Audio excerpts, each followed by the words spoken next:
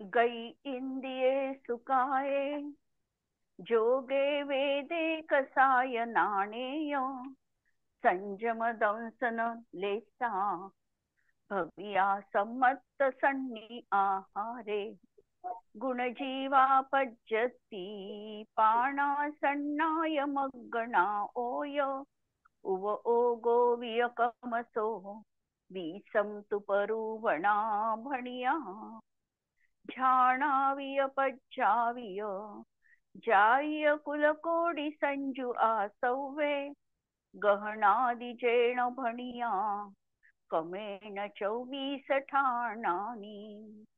अंतिम शासन नायक 1008 भगवान महावीर स्वामी की जय। द्वादशांग श्रुत देवी की जय। स्वाध्याय कक्ष संपेपर्यंत आपणा सर्वांना चतुर्विध आहाराचा त्याग असणार आहे। 24 ठाणाची चर्चा आपण बघतो आहे। 24 दृष्टिकोनातून जीव कुठे कुठे कशा कशा प्रकारे आम्हाला बघायला मिळतो याचं अन्वेषण करताना आम्ही 4 मार्गणा बघितल्या। पहिली मार्गणा बघितली गती मार्गणा। गती मार्गणेमध्ये 4 विशेष भेद।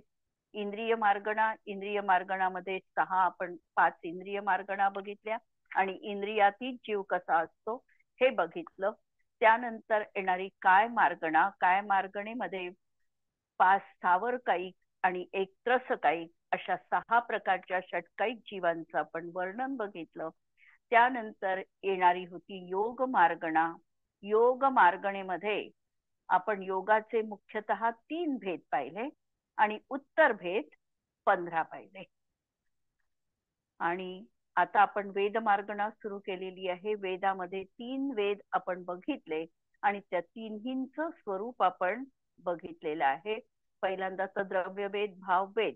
द्रव्यवेदाचं या ठिकाणी आम्हाला गौणता द्यायची आणि भाववेदाला प्रधानता देऊन हे 24 ठाण चर्चेमध्ये वेदाचं प्रकरण असणार आहे।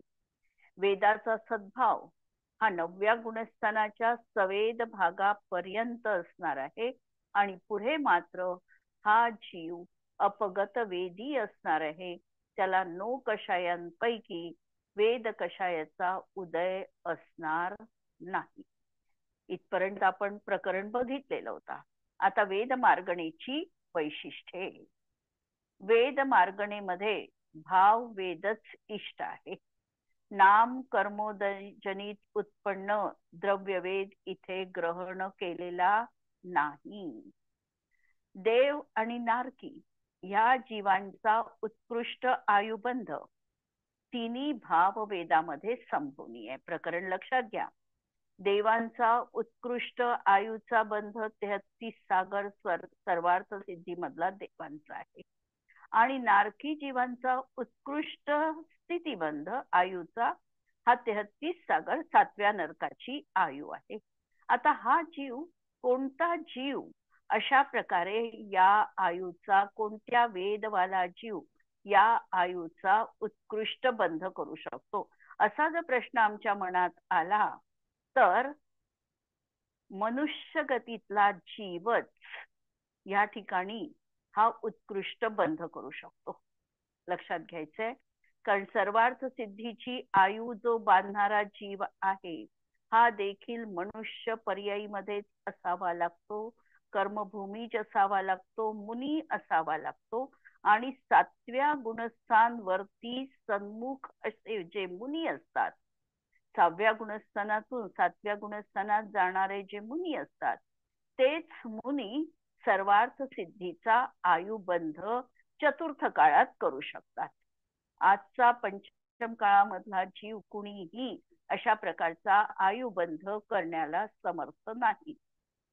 म्हणून सर्वार्थ सिद्धीमध्ये जाणारे जे जीव आहेत तीनही वेदवाले चालू शकतात। नपुंसक वेदवाला असेल, स्त्रीवेदवाला असेल, पुरुष वेदवाला असेल, तीनही वेदवाले चालू शकतात। परंतु चतुर्थ काळामध्ये जे मुनी आहे हे जीव त्या ठिकाणी 7व्या गुणस्थानाच्या सन्मुख असणारा आणि उत्कृष्ट शुक्ललेशा हेच मुनी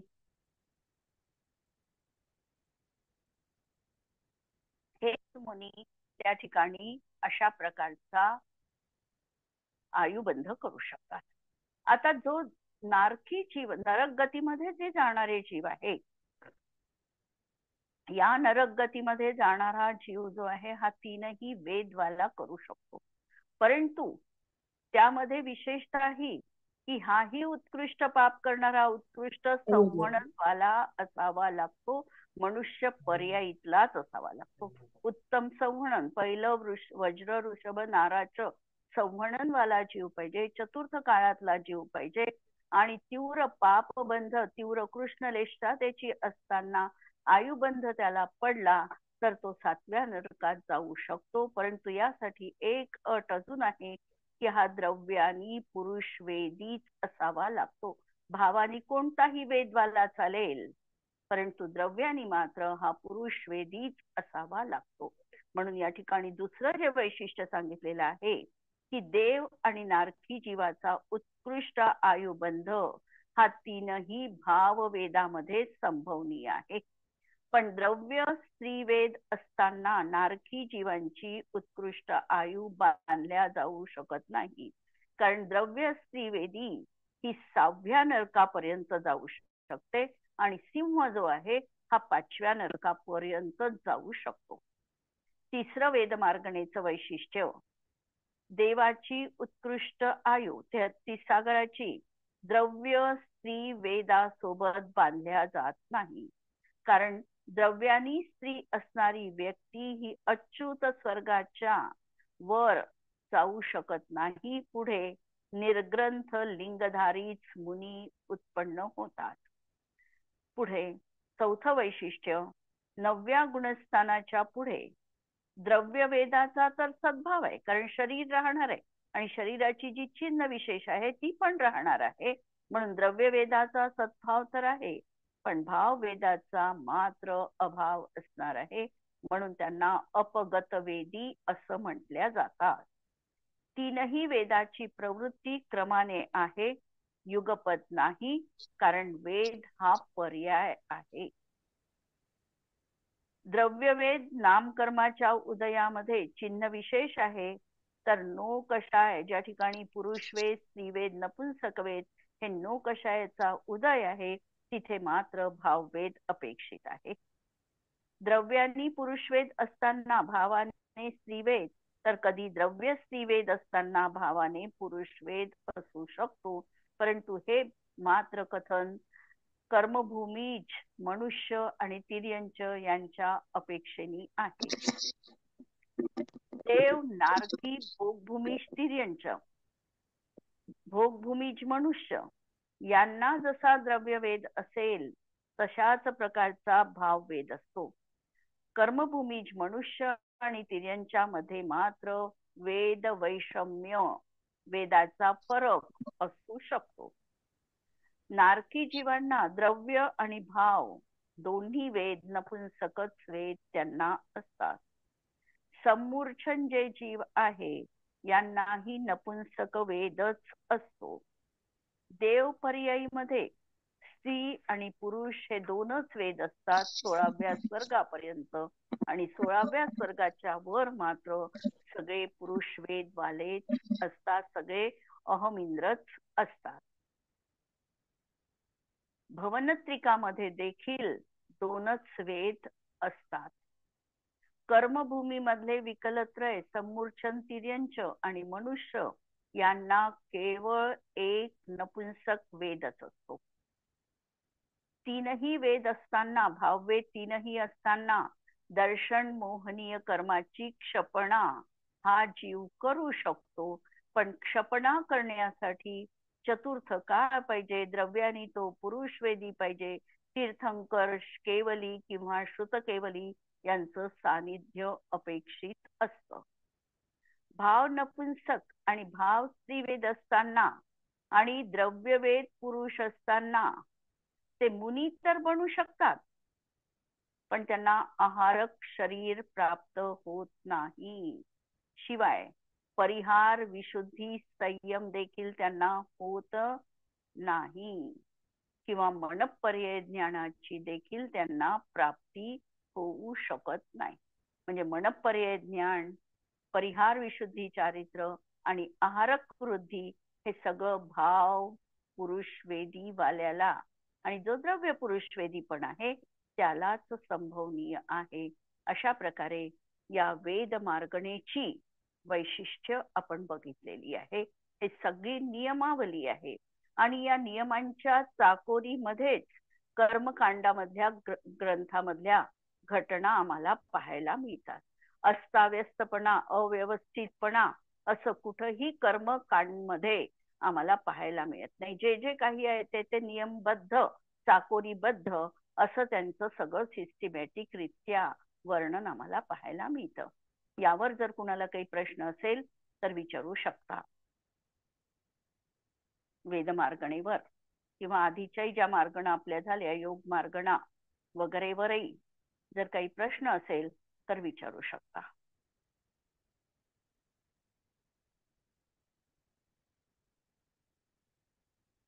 आता मी प्रश्न विचारते, सम्मूर्छन जीव म्हणजे कोण?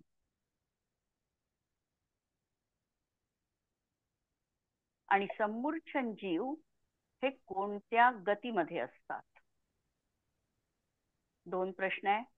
सम्मूर्छन जीव कुणाला म्हणायचं आणि त्यांची गती कोणती असू शकते? ताई, हा, सूर्यास्तानंतर जे जीव उत्पन्न होतात त्यांना म्हणतात सम्मूर्छन? हा? नाही, या तेही आहे आसपासच्या प्रदेशांमध्ये ते. हा, दिवसा पण जे उत्पन्न होतात एकेंद्रियापासून असंज्ञी जीवांपर्यंत जेवढे जीव जन्म घेतात ते सगळेच्या सगळे जीव सम्मूर्छन जीव आहे. अळी, माशी, भुंगा, पतंग, हे जे लाईटवर असणारे हे सगळे सम्मूर्छन जीव आहे.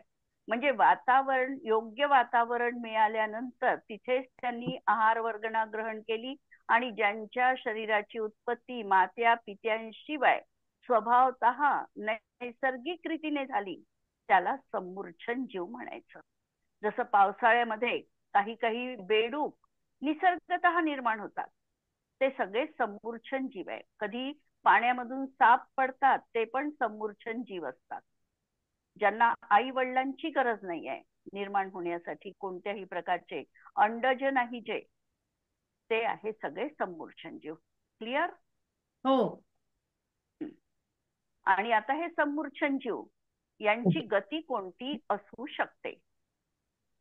तिर्यंच तिर्यंच गती एकच गती असू शकते. मनुष्य चारही गतीत मनुष्य असू गती पण शकतात. नाही, चारही गतीत नाही. देव आणि नारकी हे सम्मूर्छन जन्मवाले हो, नाही, हे नाही आहे. उपपाद जन्मवाले आहे, उपपाद हो जन्मवाले आहे. हो हो हो तिर्यंच असंज्ञी जीवांपर्यंत तिर्यंचांची गती ही जन्म हा सम्मूर्छन जन्मच आहे. आणि हो, मनुष्यांमध्ये देखील सम्मूर्छन आहे. मनुष्य सोडले तर सम्मूर्छन मनुष्य पर्यायीमध्ये देखील जीव असतात. कर्मभूमीमध्ये, भोगभूमीत नाही. आणि हो. कर्मभूमीमध्ये देखील आर्यखंडातच फक्त सम्मूर्छन मनुष्य जीव असतात. जे आपल्या काखेत, स्त्रियांच्या काखेत, जांघेत हो, जांघेत. हा. असतात. किंवा हे जे सैनिक असतात, चक्रवर्तीचं सैन्य, या हा. सैन्यांच्या याच्यामध्ये देखील त्यांच्या शेंबूड वगैरे आदी ठिकाणी, मलमूत्र आदी ठिकाणी या सम्मूर्छन मनुष्यांची उत्पत्ती होत असते. तर असे हे जे जीव आहे ते मनुष्य पर्यायीमध्ये देखील आहे आणि ते लब्ध पर्याप्तक असतात. लब्ध पर्याप्तक आहे म्हणजे एका श्वासामध्ये 18 वेळा त्यांचा जन्म मरण होतो. म्हणून दोन गतीतले जीव हे लब्ध पर्याप्तक असतात. मनुष्य गतीतील पण ते कर्मभूमीमध्ये लावायचे, फक्त भोगभूमीमध्ये सम्मूर्छन हा प्रकार नाही आहे त्या ठिकाणी.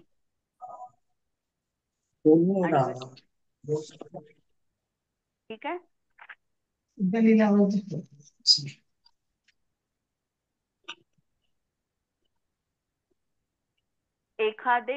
एखादा जीव जर द्रव्यानी पुरुषवेदी आहे आणि भावानी स्त्रीवेदी आहे तर तो मोक्ष प्राप्त करू शकतो का? एखादा जीव चतुर्थ काळामधला द्रव्यानी पुरुषवेदी आहे, भावानी स्त्रीवेदी आहे किंवा नपुंसकवेदी आहे, तर तो मोक्ष प्राप्त करू शकतो का? करू शकतो. स्त्रीवेदी असेल तर. आणि नपुंसकवेदी असेल तर? भावाने स्त्रीवेदी असेल तर. हा, बरोबर आहे. भावानी स्त्रीवेदी असेल तर मोक्ष प्राप्त करू शकतो. आणि भावानी नपुंसकवेदी मल्लीनाथ. असेल तर? हो, मल्लीनाथ स्वामींबद्दल असं म्हटलं जातं की स्त्री हा, पर्यायी त्यांना मल्लीनाथ मुक्ती स्वामींबद्दल मिळाली, म्हटलं जाते. तर ते हा स्त्रीवेदानी. हा, हा हे बरोबर आहे. पण ते द्रव्य पुरुषवेदीच आहे. हो. हा. आणि नपुंसक वेदानी मोक्ष प्राप्त करू शकतात का? नाही. हा, तर नपुंसक वेदानी पण जीव मोक्ष प्राप्त करू शकतो. 9व्या गुणस्थानाच्या सवेद भागापर्यंत 3ही वेद असू शकतात. पुरुषवेद, स्त्रीवेद, नपुंसक वेद. ठीक आहे. म्हणजे 3ही वेद असताना मोक्ष प्राप्तीमध्ये अडथळा नाही आहे. मोक्ष तर त्या जीवांना प्राप्त होऊ पण शकतो. फक्त पण जर 9व्याच मनपर गुणस्थानापर्यंत आहे, हा, फक्त 9व्या तर पुढे गुणस्थानापर्यंतच आहे असा नियम. मग पुढे तर नाही आहे 9व्या ना, पुढे तर गुणस्थानाच्या पुढे वेद कशाचा उदय नाही ना. त्यांनी क्षय केला. एक तर हो उपशम मग. केला किंवा क्षय केला. हम्म हम्म म्हणून त्यांना अपगत वेदी म्हटलं तिथे. हम्म पण तोपर्यंत त्यांना एक वेद आणि एक कषाय असं अवलंबन घेऊनच क्षपणा प्रारंभ करतो. हम्म कोणत्या तरी हो. एका कषायाचा उदय आणि एका वेदाचा उदय असं असताना क्षपणेचा हो. प्रारंभ होतो. त्यामुळे 3ही वेद हम्म चालतात. फक्त नियम काय आहे? आहारक शरीराची प्राप्ती होणार नाही, मनपर्याय ज्ञानाची प्राप्ती होणार नाही आणि परिहार विशुद्ध चारित्र्य त्यांना होणार नाही. एवढी विशेषता लक्षात ठेवायची. कोणाला? तर स्त्रीवेदीला आणि नपुंसक वेदवाल्याला. वेदाचा काय उदय नाही म्हणजे काय होतंय 9व्या गुणस्थानानंतर? मग तो काय? आता चारित्र मोहनीयाच्या प्रकृती आहे ना त्या. हा चारित्र मोहनीयाच्या प्रकृती असल्यामुळे आता जर तो श्रेणी आरोहण करतो आहे, क्षपक श्रेणी हा आरोहण करतो आहे, तर हा हळूहळू कर्मांचा नाश करत जाणार आहे, क्षय हा करत जाणार आहे. जसं हास्यादी 6 कषयांचा तो क्षय हा करतो, पुढे हो चालून पुरुष वेदाचा क्षय करतो, पहिले नपुंसक वेदाचा, मग स्त्री वेदाचा, हो मग पुरुष हो वेदाचा, असा क्षय करत जातो. त्याच्यामुळे त्याच्याजवळ आता वेद उरणार नाही. पण त्याचं शरीर रचना आहे ती मात्र जशीच्या तशी कायम राहील. भाव अच्छा. राहणार नाही. हा मैथून संज्ञा त्याची आता संपली. तर आणि मग भाववेद आणि द्रव्यवेद काय असते? वेगळं काय आहे? मला समजतच नाही हे भाववेद आणि भाववेद द्रव्य. म्हणजे भाववेद म्हणजे म्हणजे स्त्री किंवा पुरुषाशी रमण करण्याची जी हा इच्छा जी आहे ती वेद आहे. आणि हो शरीरावरचं चिन्ह विशेष की ज्याच्या माध्यमातून आम्ही ओळखतो की ही मुलगी आहे की मुलगा आहे, हा हा हे चिन्ह विशेष, याला द्रव्यवेद म्हणायचं. अच्छा. हा हा हो आणि हा ही इच्छा कुठपर्यंत आहे? रममाण होण्याची इच्छा 9व्या 9व्या गुणस्थान. गुणस्थानाच्या 6व्या भागापर्यंत. हो 6व्या भागापर्यंत. हो हं, हो असं हे लावायचं. हो ठीक हो आहे. हो पुढे चलू. कषाय मार्गणा. हा, ठीक आहे. कषाय मार्गणा आता आपण बघू. कषाय कशाला म्हणतात? पहिला प्रश्न. आपण व्याख्या शिकलो आहे, अगदी पहिल्या दुसऱ्या भागात शिकलेलो आहे. कषाय कशाला म्हणतात? जो आत्मा को कसे. हा, बरोबर आहे. जो हम्म. आत्मा को कसे, जो आत्मस्वभावाचं कर्षण करतो किंवा आत्मस्वभावाचा घात करतो किंवा आत्म्याला दुःखी किंवा आकुलित करतो, त्यांना कषाय म्हणायचं. आत्मस्वभावाचा घात करणं, आत्मस्वभावाचं कर्षण करणं किंवा आत्म्याला दुःखी किंवा आकुलित करणाऱ्या परिणामांना कषाय असं म्हणतात. म्हणजे आत्म्याचा जो शांत निर्विकारी रूप आहे, त्या रूपाला जे अशांत, विकारी किंवा विकारग्रस्त करते, त्याला कषाय असं म्हणतात. ठीक आहे व्याख्या. आता कषाय मार्गणा. कषायांच्या माध्यमातून जीवाचं अन्वेषण करणं, याला कषाय मार्गणा म्हणायचं. कषाय मार्गणेचे एकूण 25 भेद आहेत. अनंतानुबंधी क्रोध मान माया लोभ अप्रत्याख्यानावरण क्रोध मान माया लोभ, प्रत्याख्यानावरण क्रोध मान माया लोभ, संज्वलन क्रोध मान माया लोभ आणि नो नो कषाय. कोण सांगितली नो नो कषायची नावं? हास्य, शोक, भय, रती, जिज्ञासा, अरती, हास्य, शोक, रती, भय, जुगुप्सा, हास्य, रती, त्रिवेद, अरती, शोक. नपुंसकवेद, पुरुषवेद. पुरुषवेद. ठीक आहे. नऊ नो कषाय. आता अनंतानुबंधी कषाय कशाला म्हणतात? प्रत्येकाचे 4 भेद केलेले आहेत, क्रोध मान माया लोभ.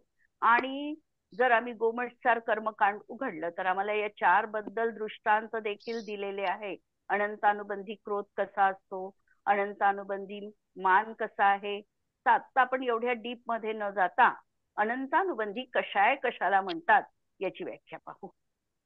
ज्या कषायाचा उदय असताना सम्यक्त्व आणि सम्यक्त्वाचरण चारित्र या दोनचा घात होतो त्याला अनंतानुबंधी कषाय असं म्हटलं जातं. जो अनंत अनुबंध करणारा कषाय आहे, जो मिथ्यात्वासोबत नित्य विद्यमान आहे, असा हा अनंतानुबंधी कषाय आहे.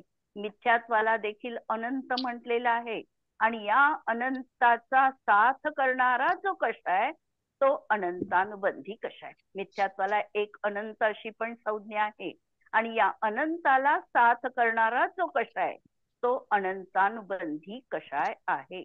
म्हणजे ज्या कषायाच्या माध्यमातून आम्ही उत्कृष्ट स्थितीबंध करतो, खूप मोठा खूप काळ टिकणारा स्थितीबंध करतो, त्याला अनंतानुबंधी कषाय असं म्हटलं जातं. म्हणून ज्या कषायाचा उदय असताना जीवाचा सम्यक स्वरूप परिणाम, श्रद्धा गुणाचा समीचीन पर्याय आणि सम्यक्त्वाचरण चारित्र या दोनचा घात होतो त्याला अनंतानुबंधी कषाय असं म्हटलं जातं. अनंतानुबंधी कषाय हा कोणत्या गुणस्थानापर्यंत असतो? 4थ्या गुणस्थानात. याचा 4थ्या पर्यंत. पर्यंत म्हणजे चौथा, अनंतानु जेव्हा जाईल तेव्हा 4था गुणस्थान होईल. हा म्हणजे कितपर्यंत आहे तरी? पहिल्या गुणस्थानात. अनंतानुबंधी दुसऱ्या, पहिल्या पहिल्या आणि गुणस्थानात. दुसरा पण अनंतानुबंधीच्या हा, उदयातच उदय तो दुसरं गुणस्थान होतं ना. हा, दुसरा गुणस्थान. हा, दुसरं. म्हणून अनंतानुबंधीचा उदय हा पहिल्या आणि दुसऱ्या गुणस्थानात आहे. पुढे 3 पासून अनंतानुबंधी कषायाचा उदय नाही. आता अप्रत्याख्यानावरण कषाय, की ज्या कषायाचा उदय असताना जीवाचा एक देश चारित्र म्हणजे श्रावकाचं चारित्र, देश चारित्र ज्याला आम्ही अनुव्रत म्हणतो किंवा ज्याला आम्ही प्रतिमा किंवा 12 व्रत असं म्हणतो, या प्रगट होऊ देत नाही जो कषाय त्याला अप्रत्याख्यानावरण कषाय असं म्हणतात. म्हणजे किंचित आणि प्रत्याख्यान म्हणजे त्याग.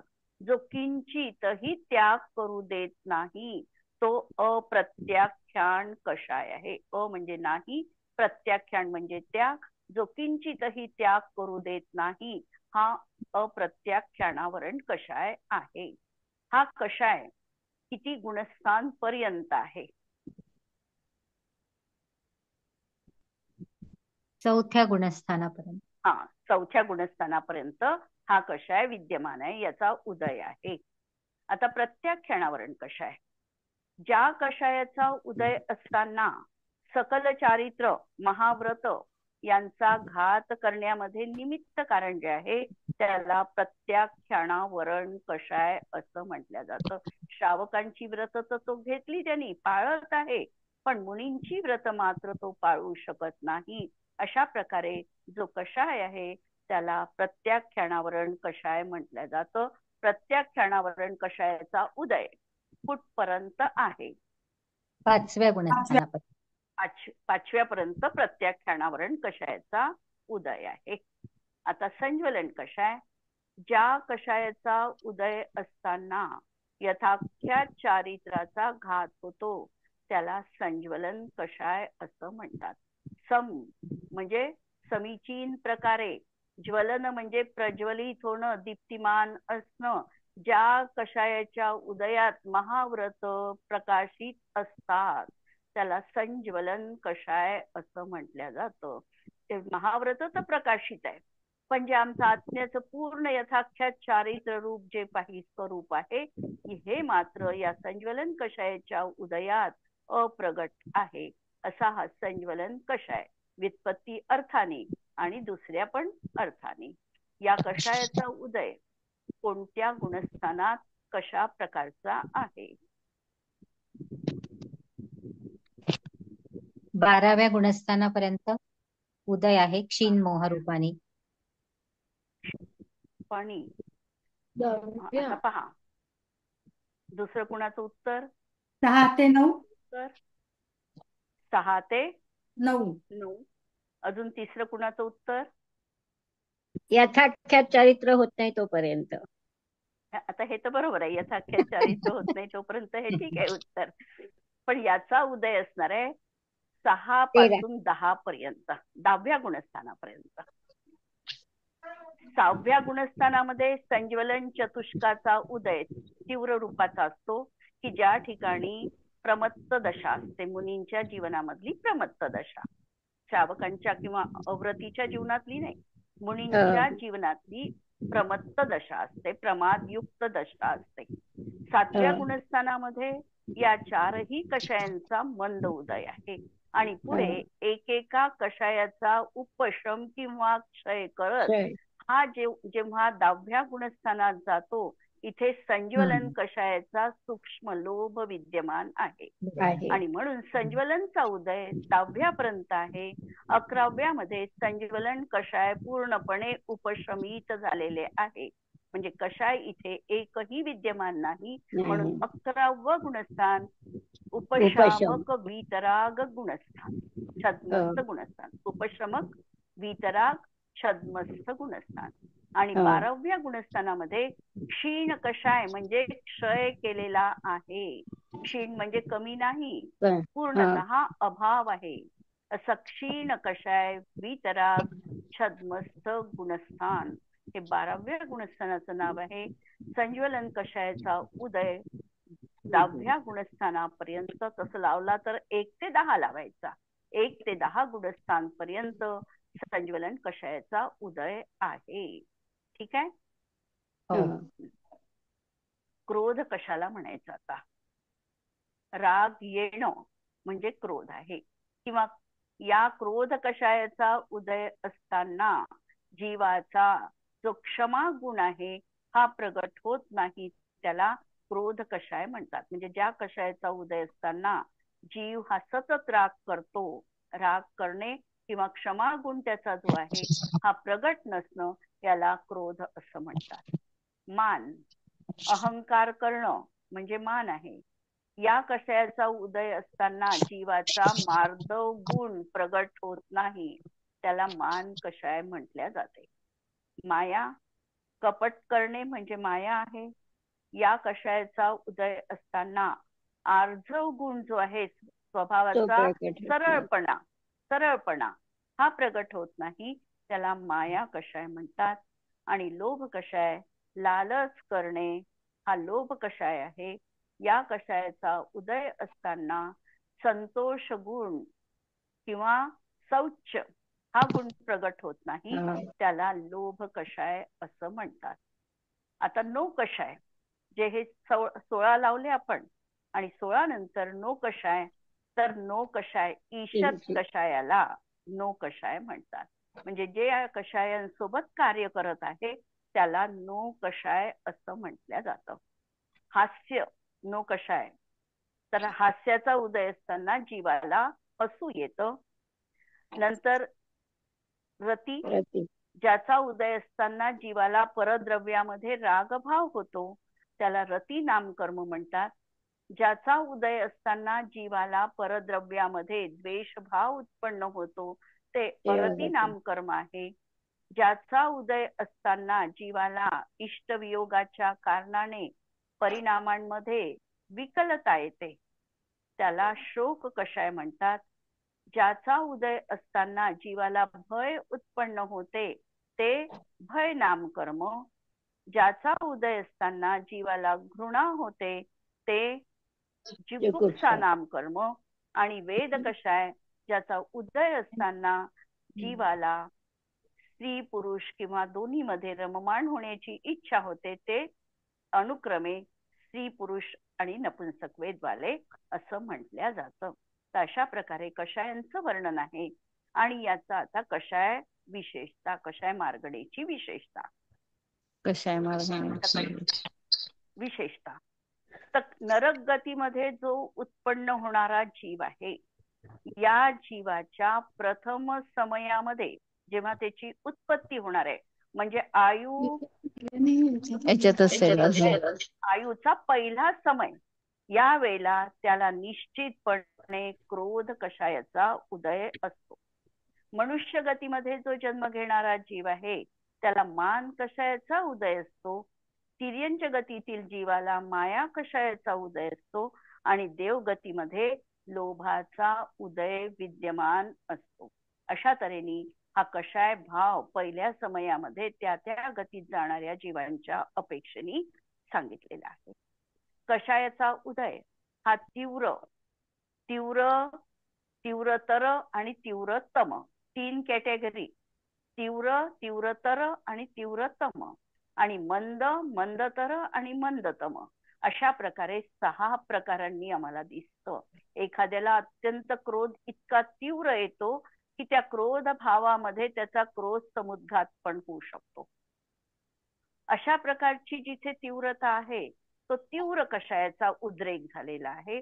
कदाचित त्या ठिकाणी उदयही असू शकतो आणि क्रोध कषायाची उदीरणा देखील असू शकते. तीव्र कषायात कधी तीव्र आहे आणि कधी तीव्र तम आहे. तर अशा प्रकारच्या 3 भाव, आणि मंद, मंदतर आणि मंदतम, अशा प्रकारचे हे भाव आम्हाला कषायांच्या बाबतीत पाहायला मिळतात. अनंतानुबंधी कषायाचा उदय पहिल्या 2 गुणस्थानात, अप्रत्याख्यानाचा उदय 4थ्या गुणस्थानापर्यंत, प्रत्याख्यानावरणचा उदय 5व्या पर्यंत, आणि संज्वलन कषायाचा उदय 10व्या गुणस्थानापर्यंत असणार आहे. कषाय रहित जीव 11व्या गुणस्थानापासून पुढचे सगळे कषाय रहित जीव आहे. अनंतानुबंधी प्रकृती ही द्विघातकी प्रकृती म्हटल्या जाते. ती प्रकृती सम्यक्त्वाचाही घात करते आणि सम्यक्त्वाचरण चारित्र म्हणजे सम्यक्त्वासोबत असलेलं जे चारित्र आहे ते समीचीन चारित्रता आहे, पण ते चारित्र संकल्पपूर्वक व्रत घेण्याचा परिणामाने युक्त नाही. म्हणून कधी कधी तिथे चारित्र नाही असंही म्हटल्या जातं. पण ते मिथ्या चारित्र नाही, मिथ्यात्वासोबत नाही, म्हणून आहे तर सम्यक चारित्र, पण स्वरूपाचरण चारित्र त्याला न म्हणता सम्यक्त्वाचरण चारित्र असं त्याला म्हटलेलं आहे. आणि अनंतानुबंधी प्रकृती ही या 2चा घात करणारी प्रकृती आहे. कारण अनंतानुबंधीचा जसा उदय 4थ्या गुणस्थानात येतो आणि तो प्रथमोपशम सम्यक्त्वी जीवाला येतो, त्यावेळेला जरी त्याचा अंतरायाम मोठा असला तरी देखील तो तिथे स्थिर राहू शकत नाही. अनंतानुबंधीचा उदय आल्याबरोबर त्याच्या त्या शुद्ध भावापासून तो पतित होऊन 2ऱ्या गुणस्थानामध्ये येतो. म्हणून त्यांनी सम्यक्त्वाचाही घात केला आणि सम्यक्त्वाचरण चारित्राचा पण त्यांनी घात केलेला आहे. अशी ही अनंतानुबंधी प्रकृती आहे. इथपर्यंत आपण कषाय मार्गणा बघितली. यावर कुणाला काही प्रश्न असेल तर विचारा.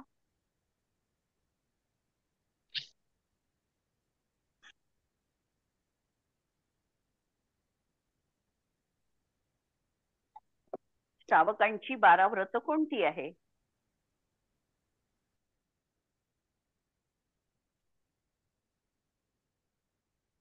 पाच अणुव्रत, 3 गुणव्रत आणि 4 शिक्षाव्रत. 4 शिक्षाव्रत, करेक्ट. ठीक है. जिनवाणी के ज्ञान ते तुझे लोकालोक, सो जिनवाणी मस्तक नमो सदा देत हूँ खो. नमो अरिहंताणम नमो सिद्धाणम नमो आयर्याणम नमो वच्छायाणम नमो लोये सवसाहुनम. सर्वांना जय जिनेंद्र.